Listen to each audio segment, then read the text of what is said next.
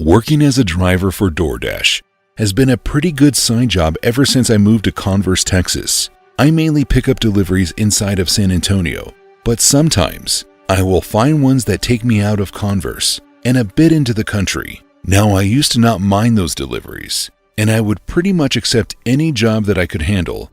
But after this one incident that brought me to a Texas ranch, I will no longer go outside of the cities of Converse and San Antonio. It was around 8:30 p.m., and I picked up an order that brought me out to the middle of nowhere. That's the crazy thing about Texas. 1 second, you can be in a big city, and the next, there is practically nothing around you for miles. As I drove around looking for the entryway onto this massive property, I began following a large fence that ran alongside the street. I figured the fence would eventually lead me to the entryway, and I was correct. I pulled into a small driveway that led me to a large electric gate with a number pad that required a code to get in. I wasn't given a code, so I decided to contact the person who sent out the order. They responded within a minute with a text that read, "The code, pound 6660. Welcome to the family."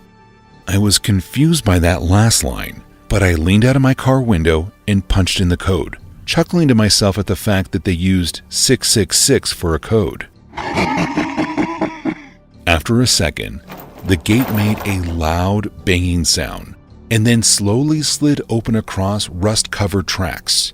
The gate opened to reveal a long, winding pathway with trees lining both sides of it. They must have been planted there by the owners a while back because they looked oddly out of place compared to the barren fields that surrounded the ranch. I began to make my way down the driveway, and I couldn't help but shake the creepy feeling that was coming over me. I was on edge, which I'm glad for because as I rounded one of the small bends, in the middle of the driveway, my headlights revealed a tall, pale man wearing a dirt-covered black suit.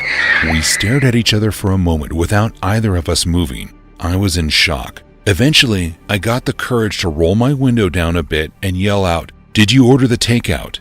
But he didn't answer. All he did was step to the side and point down the driveway, as if telling me to continue. Reluctantly, I did. I continued down the pathway, and behind every couple of trees, I can't help but think that I see more people dressed up in a similar suit as the man who had been standing in the driveway. Still, I continued on. Finally, I could see a house in front of me, but as if it was something out of my worst nightmare. Standing on the porch of the large house and along the outside of the driveway were at least a dozen or more men, all dressed in dirt-covered suits, some black and some gray. I froze. I didn't know what to do, but I knew for a fact that nothing could make me get out of my car at that moment. After sitting in the driveway, staring at the group of strange men, I noticed that one of them had something in their hand. My eyes widened as I realized what it was, and I quickly threw the car into reverse. One of the men on the porch was carrying a rifle of sort. I wasn't close enough to see what kind it was, but I knew it was a firearm of some sort. I slammed my foot on the gas and began swinging my car around in reverse to turn around so that I could drive out of there as fast as I could. At that point, I noticed a few of the men now begun walking toward my car. After fully turning around, I put my car into drive and began flooring it. I let out a scream as I heard a loud bang followed by my rear windshield shattering. I leaned forward and made my head as low as possible while still being able to see over the dashboard. As I made my way down the driveway, every tree that I passed, I could see a man stepping out from behind it and walking toward the path that I had been driving down. Luckily, none of them seemed to be armed. I made it out of the driveway and onto the road, and as I passed the still open gate, I noticed that it began to close. They were trying to trap me inside with them. I sped down the road and called 911 as I made my way to the police station and explained to them what just happened to me. They were confused when I told them the address because they were familiar with it, and it had apparently been an abandoned property for the past decade. By the time the officers made it to the ranch, however, they said it appeared to still be abandoned and there was no one around. 3 hours after I finally got home, around 2:30 a.m., I received a text message saying, "Where'd you go? It was just getting fun." That was the last time I ever took an order outside of the city. If you really like my content and want to support me, please like this video and click the subscribe button.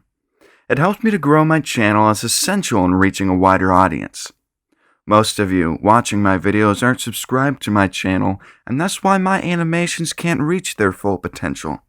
They aren't recommended to more people who would surely love my content as much as you do. You can always unsubscribe at any moment. Thank you in advance, and enjoy the rest of the video. I started working for DoorDash shortly before the pandemic hit, about 2.5 years ago, and at first I loved it. I was fresh out of high school and earning a decent amount of money making deliveries throughout Brooklyn and the surrounding boroughs. The best part of the job was being able to set my own hours, and since I had nothing better to do, I just worked as much as I could and earned as much as I could while it was possible. The only reason I stopped was that I lost my car and couldn't afford to get a new one without getting a different, less mobile job. You see, I was doing my usual routine and waiting for an order to be placed that I could pick up and make a couple of dollars. And when an order finally came through, I was quick to snatch it and begin making my way to the pickup location. It was a pizza place that I was familiar with, so finding parking to pick up the food wasn't an issue at all. And by the time it was ready to be picked up, I was there grabbing it. I made my way back to my car as fast as I could, letting the person who ordered the pizza know that their food was picked up and on the way. I looked at my phone and saw that the delivery was to an apartment building a couple blocks over, and in no time, I was en route with the food. It took me about 6 minutes to get to the block that the apartment building was located on, and luckily for me, street parking wasn't too bad at that time of day, and I managed to find a spot that was right next to the building. Now this was a no-contact delivery, which meant that I was to leave the food at the door, take a picture of it, notify the person who ordered the food that their pizza was downstairs, and then they were responsible for coming to get it. So I walked up to the door and placed the food in a safe spot, and as I was taking my phone out of my pocket, I noticed a group of young men who looked to be no older than 16 down on the corner. I couldn't help but notice they all kept looking over at me. Now in my mind, I figured that they were just thinking about trying to take the food, so I wasn't concerned for my safety at all, and I continued about my business. I took my phone out and began taking a picture of the food, and then I even called the number that I was given for the person who ordered the food to let them know that their food was downstairs. I didn't want them to miss out on any of the delicious pizza. As I hung up the phone, I took another look down the corner of the block, and this time I saw the entire group had been staring my way. I'm not sure why, but this made me feel really uneasy, and I figured that it was time for me to go. As I went to turn toward my car, out of my peripheral vision, I could see the group had started moving. They were heading toward me. Again though, in my head, these kids just wanted the food, so I tried not to freak out and continued heading to my car. That was when I heard it. One of the young men yelled out to me, "Hey mister." I tried to ignore it, but then I heard it again. "Hey mister, hang on a minute." To this day, I'm not sure why, but I stopped in my tracks and turned to face the group that was trying to get my attention. As I turned though, I quickly learned what their intentions were. As soon as I was facing them, I heard 3 sounds that almost sounded like small fireworks popping off. And at the same time, I saw 3 muzzle flashes from a small handgun that one of the teenagers was carrying. I didn't feel anything at first, but when my leg buckled underneath me, I looked down and knew right away that I had been hit. I fell to the floor and the pain began to kick in. I screamed out for help, thinking that surely I was about to be killed for some unknown reason. I was somewhat thankful, however, when the group ran past me and straight to my car, which still had the keys inside. I heard the sound of people around me screaming as the car pulled off. The person who had ordered the food had come outside by that point, and they were the ones who called the ambulance for me. I never got that car back. But thankfully, I was still able to walk after all was said and done, and I definitely learned a lesson about being aware of my surroundings. Back when I first moved away for college, my mom and dad bought me this beat-up old Toyota Matrix so I could drive home whenever I'd wanted. I grew to hate the old piece of trash after a while, but it got me from point A to B, and it helped me get a job as a delivery driver for a pizza place, so I'll always appreciate the gesture. But then one night, when I was making a delivery, something happened that meant that from that night on, I never got into the driver's seat of it ever again. So, like I said, I'm making deliveries one night, and I'd just gotten back into my car after dropping off a bunch of pizzas at an apartment building when I suddenly realized I hadn't locked the passenger side door. And the only reason I realized I hadn't locked the door was because this guy opens up the door and climbs into my car. Then right as I'm about to tell the guy to get out, I see he has a gun. I'm too scared to even say anything, and he just points it right in my face and says all out of breath, "Drive." As I'm pulling into the street, literally trembling in my seat, I see these two cops sprinting out of an alley in my rear view, and that's when it hits me that they were probably chasing him, and they probably had enough time to call in my license plate. Turns out I was dead right about that, because the next thing I know, I see flashing lights in the rear view. I didn't even have to look over at the guy. I just see him raise the gun up, pointing it at me, and he says, "If you stop this car, I'll blow your head off." So I drove and kept driving until we were out in the suburbs. The whole time the cops are tailing, and they're not shouting like "pull over" or whatever through their bullhorns or whatever you call it, and I figured it's because they know that the guy basically carjacked me and that there's a hostage situation going on. The whole time the guy's like, "Drive faster," and all I can say is, "I can't. This thing's a piece of trash. If I put my foot down, the engine might freaking give out." So he's content to just delay the inevitable for as long as he could. I don't know exactly how long we were driving because the little digital clock was busted, but after a while we started to see fields and stuff. Then my gas light starts blinking, and I tell the guy that if we don't at least try and stop for gas, that we were eventually just going to come to a rolling stop. He tells me to stop at the next gas station we see, so that's exactly what I do. But not before the guy uses his phone to call 911, telling the operator exactly what's going on, and to tell cops that if they come near the car while we're topping up our gas, he's going to kill the hostage, i.e., me. We eventually pull into this gas station in the middle of nowhere, and I'm absolutely terrified. But I ask him if he wants me to get out to top off the tank. He looks around and sees it's one of those pumps that stays locked unless you pay first, so he says no. But he has to think of something out before he lets me get out of the car. The cops are keeping a safe distance while this is going on, as they obviously thought the guy was straight up ready to kill me. And I'd be lying if I said I didn't think that too.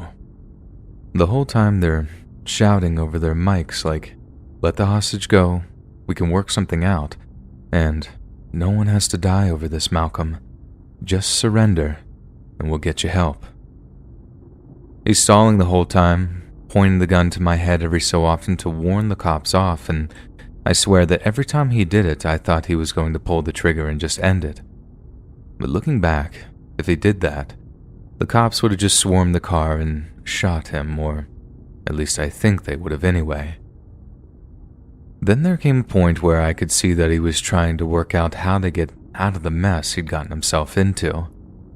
He knew he couldn't get out of the car to get the clerk to unlock the pumps, as they'd ran for cover as soon as they saw that it was a dangerous situation, and there was no way for him to get their attention.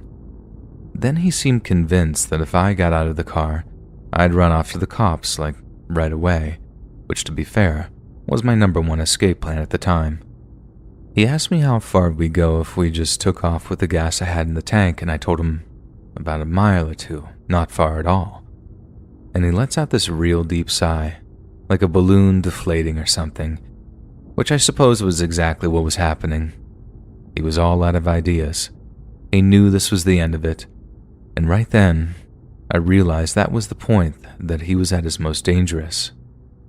I was pretty much convinced that I was going to die by that point, having gotten it into my head that the guy was going to just go out in a blaze of glory by shooting me and then unloading the rest of his ammo onto the cops.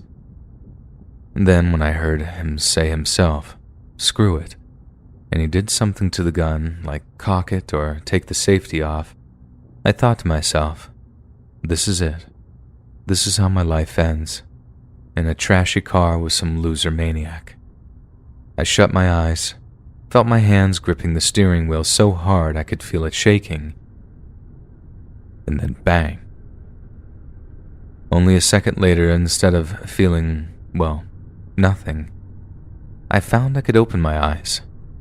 But the first thing I saw when I opened them was a few specks of blood on the dash near the passenger side. Then when I turned, I instantly started dry heaving, because the guy had obviously put the gun in his mouth and pulled the trigger, because there was a ton of blood and chunks of brain matter all over the ceiling of my car.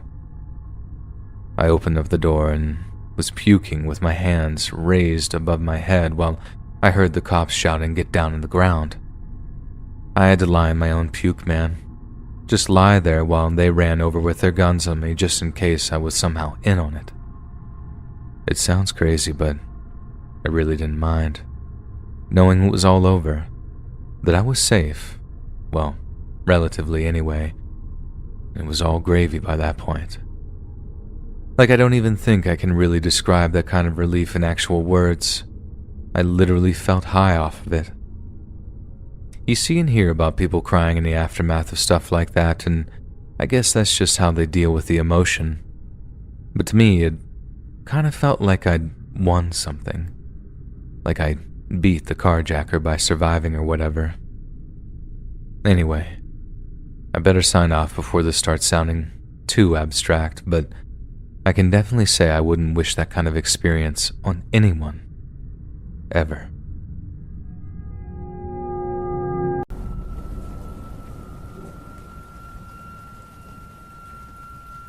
I am a pizza delivery driver. This was by far the scariest thing to happen to me. It took place about 1 year ago. I was working on a Thursday night, which were usually decently busy. I made quite a few deliveries, and the later it got, the more things calmed down. At about 1 in the morning, I got a delivery for a cheese pizza. I put it into my car and drove to the location, which was about 10 minutes away. It was in an area of town which I rarely delivered to and was a little more run down. I got to the address, which was a 2-story house with a pretty decent-sized yard and many overgrown plants and trees. It looked a little bit run down like most houses in the area and had a front porch that seemed to wrap around the house. I got out of my car, grabbed the pizza, and walked up the driveway to the house. Then I walked up the steps to the door and rang the doorbell. About 30 seconds went by, and I was about to ring the bell again when the door started to open. A man answered. He was fairly large and bald and looked to be in his 50s. He just stood there staring at me for a second. I said I had his pizza and handed it to him. He looked almost surprised and said, "Oh, okay, that's nice." Then he just looked around. He just seemed a little bit strange to me. Then he said to me that he had to get some cash to tip me and he would be right back. He went back inside and closed the door. I stood there waiting for a good 2 or 3 minutes, but the man still didn't return. I was thinking about just leaving when I heard some noise and figured the man must be coming back. But when I listened closer, it wasn't coming from inside. It was coming from outside on the porch. I looked around to the direction of the noise. Then I saw from the side of the house on the porch 3 men approaching me about 30 feet away. I guess it was just an instinct, but as soon as I saw them, I turned and sprinted back down the porch to the driveway. When I did, I heard all the men start to chase after me. I ran as fast as I could to my car and unlocked it and then jumped inside. I frantically started the engine and stepped on the gas. As soon as my car started moving forwards, the men reached me. I felt one of them kick my back door and another one tried opening the door on the other side, but I was just barely able to drive away. I sped out of the neighborhood and all the way back to the pizza place. I have to think that the pizza delivery was some sort of trap to lure me into getting robbed, or maybe even worse. I haven't delivered to that area much since, but when I do, I'm extra careful.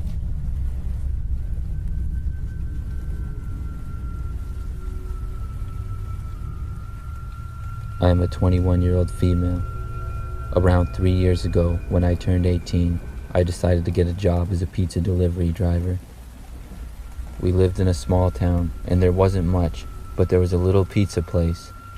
My older brother had worked there as a pizza delivery driver the year before. I went in one day to ask for an application to work there. The owner was a middle-aged man named Gary. He told me I was hired as soon as I asked for the application.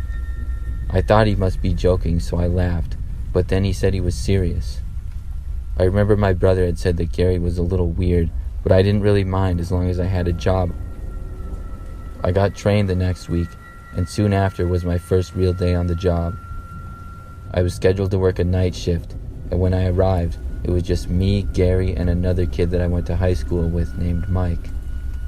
Like I said, it was a small place and a small town, so it wasn't usually that busy. I waited around and swept the floors for a few minutes before an order for a delivery came in. How it would usually work is Gary would make the pizzas and then the drivers would deliver them. When the pizza was done, I was told to deliver it, so I took the address and then the pizza and got into my car. But when I did, Gary followed me. He told me he wanted to ride with me and make sure I did the delivery correct. I was a little annoyed because I knew I would get it right, and I didn't want him going with me. I thought it would be really awkward, and Gary just kind of gave me the creeps. He was the boss though, so I had to do what he told me to. I got in and drove to the address without a problem. Gary didn't really say anything during the drive, he just watched me. We arrived at the house and I got out and gave them the pizza. Gary stayed in the car and waited. When I got back to my car that was parked on the street, I saw that Gary was in the driver's seat now and was motioning for me to get in the passenger side. I got in and asked him why he was driving. He said he needed to show me something. I was getting a bad feeling, and I really didn't like Gary driving my car. I asked him again what he was doing, this time with a more stern tone in my voice. But he didn't answer me this time and focused his eyes on the road. He started driving back, but then made a turn that I realized was not the right way to go back. Then Gary spoke, but his tone of voice changed. He said, "Just shut up." I knew then that I was in trouble. I feared for what Gary might do, and he was much bigger than me. He took a road that led more into the wilderness, and we drove for several minutes. Then I saw a stop sign coming up. I did just what I felt I had to do, and as soon as the car came down to a slow enough speed, I opened the door and got out, and then I ran as far away as I could. I started running in some grass and then sort of a wooded area. As I was running, I heard his door open, and I heard him shouting, but I couldn't understand what he was saying. That made me run even faster. I didn't know where I was going, but I knew I needed to get away. I ran for as long as I could before running out of breath, and then I hid behind a tree. I didn't hear him or anything, so I decided to take out my phone and call my mother. I told her what had happened, and she had me turn my location on so she could pick me up. She arrived about 15 minutes later and then called the police. My car and Gary had both vanished. He ended up being found and arrested a week later. My car was found in his garage. His restaurant was shut down, and I ended up getting a job at a local grocery store instead.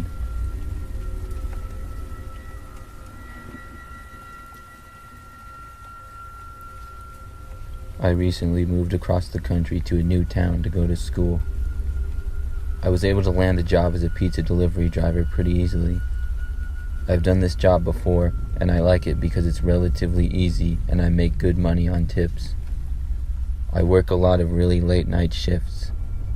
A couple of weeks ago, I was working and at about 2 a.m. an order came in. It was for a large cheese pizza. At that hour, it was just a couple of us working, so I made the pizza myself and then put it in my car and went to deliver it. I didn't know the area very well, so I would always put the address in on my phone and then just follow the directions. I got in my car and typed it in. It said it was a 15-minute drive. As I drove, it seemed to be taking me into the middle of nowhere. I drove for about 10 minutes through woods with not a building or house in sight. Then finally, I was supposed to turn onto a little dirt road that I could barely see. If it hadn't showed up on my map, I would have almost certainly missed it. I slowed down and then turned onto the little dirt road. The map showed me continuing on this road for about 1 more mile, and then I would take a left, and the destination would be there. I began driving down the dirt road, which was surrounded by woods. Then suddenly, my phone lost signal. I wasn't all that surprised being so far out from the city, but I was concerned because I needed to find the house to deliver the pizza. I kept driving very slowly and looked for a road on the left side. Finally, I saw it and I turned. The road was another dirt one, but the woods on each side was even more dense. It was very eerie being out there on that road at that time of night, especially not knowing where I was. I drove down the road very slowly, looking on both sides for a house or some kind of building for whoever ordered a pizza out here. But all I saw was trees from the dense woods and some grass. I still had no service at all on my phone, but I knew I had to be close to where the delivery was supposed to be. It was very dark and hard to see, with the only lights coming from my headlights. I wasn't seeing any kind of buildings at all.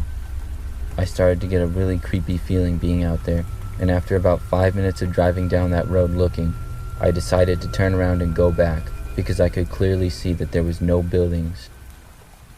I drove my car back to the other dirt road, and then back to where I had signal before. At last, I was finally able to get connection on my phone, and when I did, I looked at the map again, but the address had been erased and it was not there.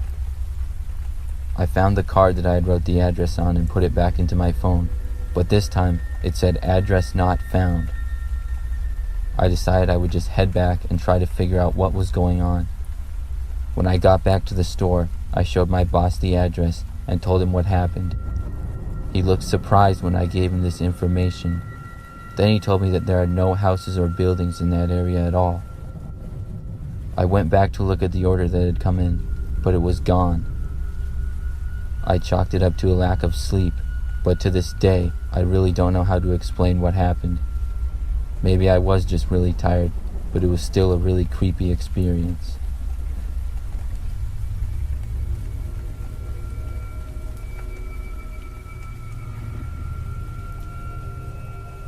Growing up in a small town in Colorado, there weren't a ton of options for work as a 19-year-old who didn't go to college. So when I got my license, I ended up grabbing a job for one of the local diners that I used to love eating at. They had a delivery position, and I also bussed tables when there were no orders to be delivered. The radius for delivery wasn't too large, only about 3.5 miles.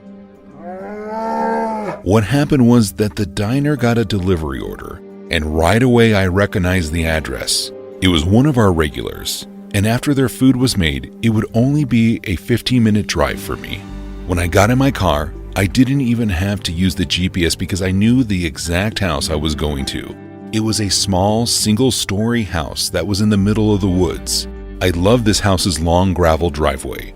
I would always see small critters like squirrels and other animals running through the trees and along the stone wall that lined the path. The driveway would then open up to an area that had room for about 4 cars to park in, which I love because they only ever had 1 car in the driveway, so I had enough space to simply turn around instead of having to reverse and make a K-turn. As I made my way down the driveway that evening, I was surprised that I didn't see any animals scurrying around, but I figured since it's getting cold again, it was just that time of year. So I drove all the way down the driveway and pulled in front of the house. As I got out of the car, I couldn't help but feel like someone or something was staring at me. I just brushed it off as the owner looking out of their window though, and continued around my car to the passenger side to get the food. As I'm leaning into the passenger side of the car, I heard the sound of something moving around behind me. I stood up straight and quickly turned to see what it was, but there was nothing there. I shrugged and continued to get the food out of my car. This time though, as I was closing the passenger door, I heard what was an unmistakable, deep, growling noise coming from the trees. I tried my best to look into the dark forest where the noise was coming from. As I slowly backed toward the house, that was when I saw it. A medium-sized black bear came running out of the woods. I could hear the snarling coming from it with each step it took. I turned and sprinted toward the house. And when I reached the steps, I didn't waste time knocking. I grabbed the handle and thankfully, the door was unlocked so I was able to rush inside. I apologized to the homeowners for barging in like that, but once they looked out their window, they understood. To this day, I still don't think that bear was trying to attack me. If it wanted to get me, it was more than fast enough. If I had to guess, it probably had cubs nearby and was trying to scare me off. Still, I'll never forget the look of those teeth as they charged toward me.